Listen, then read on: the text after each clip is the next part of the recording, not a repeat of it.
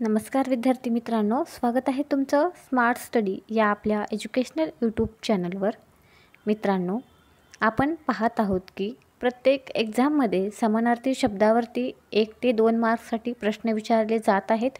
तुम्ही कोणतीही एक्झाम द्या, त्या एक्झाममध्ये यावरती प्रश्न विचारले जात आहेत। आज आपण जे प्रश्न आहेत समानार्थी शब्दावरचे आणि जे या अगोदर जेवढ्या एक्झाम झालेल्या आहेत त्यामध्ये वारंवार विचारण्यात गेलेले आहेत ते प्रश्न पाहणार आहोत। तर चला मग सुरुवात करूया आजच्या व्हिडिओला। पहिला प्रश्न आहे, दिलेल्या शब्दांपैकी चपला शब्दाचा समानार्थी नसलेला शब्द कोणता?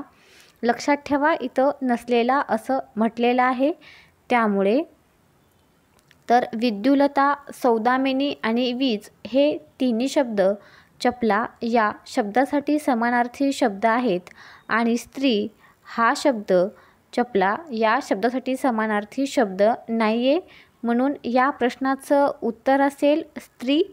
त्यानंतरचा पुढचा प्रश्न आहे, अजातशत्रू या शब्दाचा समानार्थी शब्द कोणता?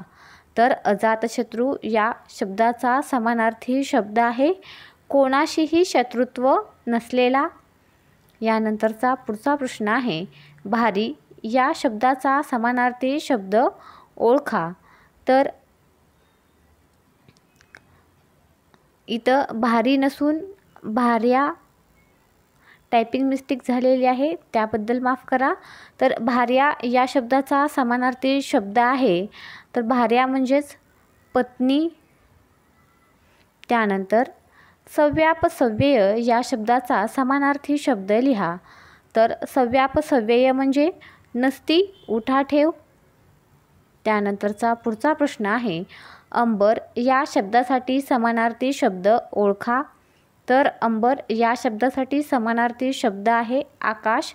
मित्रांनो, हे सर्व प्रश्न कुठल्या ना कुठल्या एक्झाममध्ये आत्तापर्यंत विचारण्यात आलेले आहेत।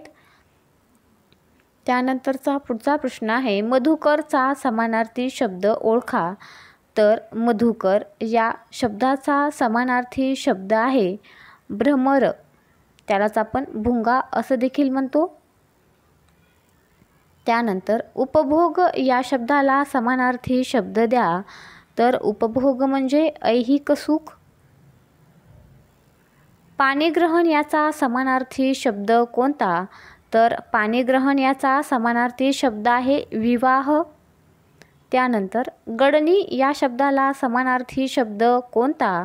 तर गडणी या शब्दाला समानार्थी शब्द आहे मैत्रीण। यानंतरचा पुढचा प्रश्न आहे, खळ या शब्दासाठी समानार्थी शब्द निवडा। तर खळ या शब्दासाठी समानार्थी शब्द आहे दुर्जन। वीज या शब्दाला समानार्थी शब्द निवडा। तर वीज या शब्दासाठी समानार्थी शब्द आहे चपला। त्यानंतर निरभ्र या शब्दाला समानार्थी शब्द निवडा। तर निरभ्र म्हणजेच अभ्र नसलेले। अतिथी या शब्दाला समानार्थी शब्द निवडा। तर अतिथी या शब्दासाठी समानार्थी शब्द आहे पाहुणा। त्यानंतर सोने या शब्दासाठी समानार्थी शब्द निवडा।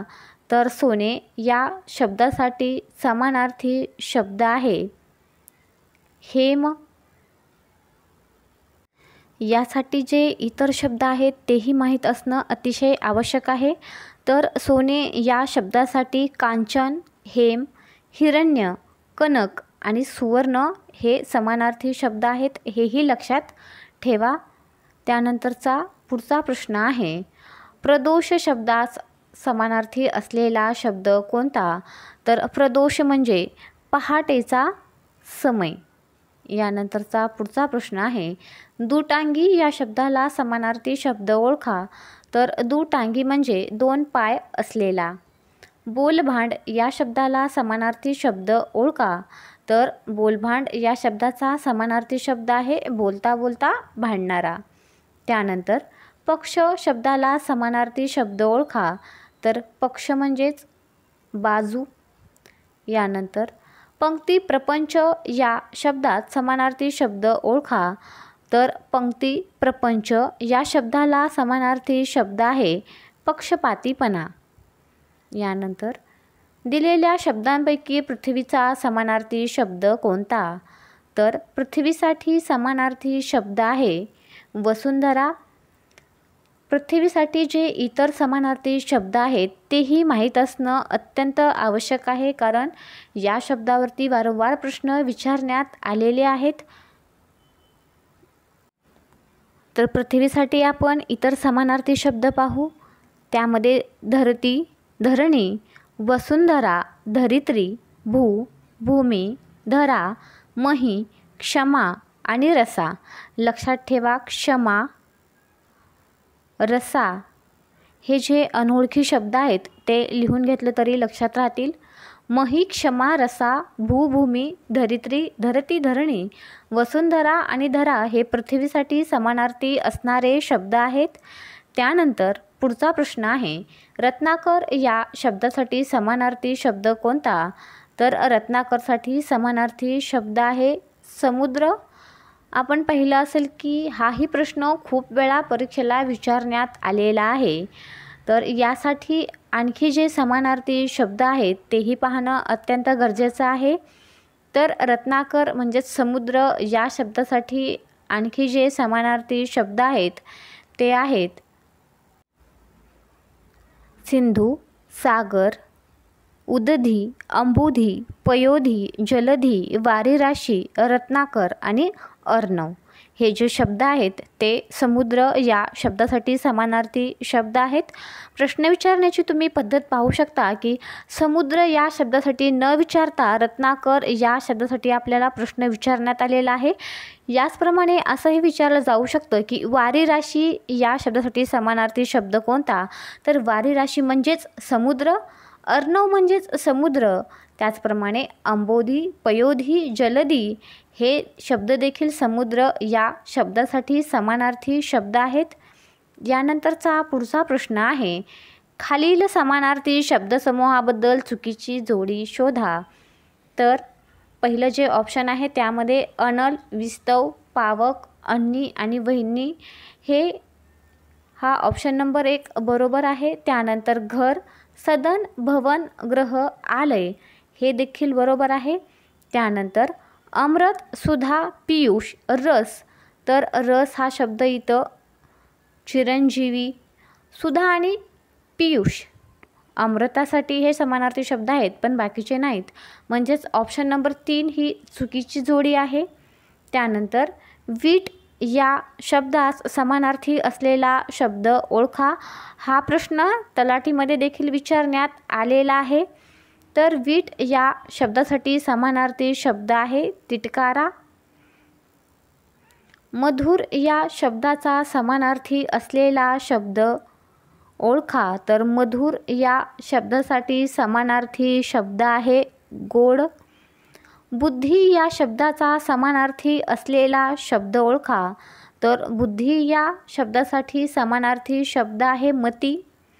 त्यानंतर कौमुदी या शब्दास समानार्थी शब्द ओळखा. हाही प्रश्न खूप परीक्षांना विचारण्यात आलेला आहे. तर कौमुदी चांदण्याला म्हणतात. यानंतरचा पुढचा प्रश्न आहे, मूषक या शब्दाचा अर्थ सांगा. तर मूषक आपण उंदीर याला म्हणतो आणि हे तुम्हा सर्वांना माहीतही असेल. त्यानंतरचा पुढचा प्रश्न आहे, वल्लरी या शब्दाचा समानार्थी शब्द कोणता? आणि या प्रश्नाचं उत्तर आहे लता. नवोढा या शब्दाला समानार्थी शब्द कोणता? तर नवोढा म्हणजेच नववधू. यानंतरचा आपला शेवटचा प्रश्न आहे, मौली शब्दाला समानार्थी शब्द कोणता आहे? तर मौली या शब्दासाठी समानार्थी शब्द आहे मस्तक. मित्रांनो, आज आपण जे समानार्थी शब्द होते आणि वेगवेगळ्या परीक्षांना विचारण्यात आलेले होते ते प्रश्न पाहिलेले आहेत. उर्वरित प्रश्न आपण जे असतील ते सेकंड पार्टमध्ये पाहणार आहोत. तर भेटूया पुढच्या व्हिडिओमध्ये. तुम्हाला जर व्हिडिओ आवडला असेल तर व्हिडिओला लाईक करा, तसेच तुमच्या मित्रांसोबत शेअर करा आणि चॅनलला सबस्क्राईब करायला विसरू नका. तसेच व्हिडिओ पाहिल्याबद्दल तुमचे मनापासून आभार.